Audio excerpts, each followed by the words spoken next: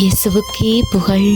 இயேசுவில் பிரியமானவர்களே, இன்று நம் ஆண்டவர் திருத்தூதர் பணிகள் 8ஆம் அதிகாரம் 22ஆம் வசனத்தினூடாக இவ்வாறு நம்மோடு பேசுகின்றார்.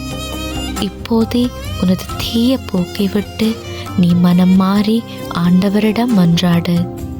எமது உள்ளம் ஆண்டவரின் முன் நேர்மையற்றதாயிருந்தால் அவர் அளிக்கும் ஆசீர்வாதங்கள் ஒன்றும் நமக்கு நிலையாய் நிற்காது, பயனும் அளிக்காது. ஆண்டவர்கிட்ட இல்லத்திற்கு போய் எங்களுடைய தேவைகள், மன்றாட்டுக்கள், பிரச்சனைகள் இவை எல்லாவற்றையும் அழுது புலம்பி சொல்லிவிட்டு வந்து அதன் பிறகு பிரச்சனை இன்னும் தீரவில்லையே, நினைத்தது எதுவும் நடக்கவில்லையே என்று புலம்பிக் கொண்டிருக்கிறீர்களா?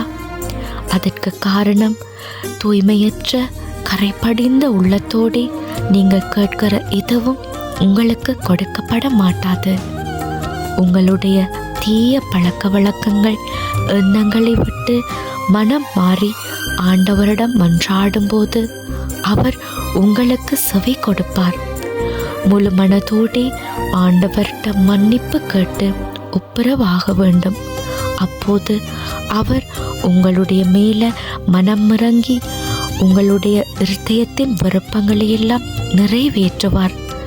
இன்று ஆண்டவர் மனமாற உங்களுக்கு ஒரு வாய்ப்பை கொடுத்திருக்கிறார். இதை பிரயோஜனமாக பயன்படுத்துங்க.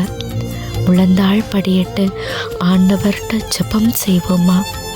தகப்பனே, இதுவரை காலமும் நான் உமக்கு விரோதமாக வாழ்ந்து தீயவனவற்றுக்கு அடிமையாகி பயனற்ற வாழ்க்கையை வாழ்ந்ததற்காக என்னை மன்னியும். இனிமேல் உமக்கு உகந்த நல்ல வாழ்க்கை வாழ எங்களை பக்குவப்படுத்தி அருளும். ஆமேன்.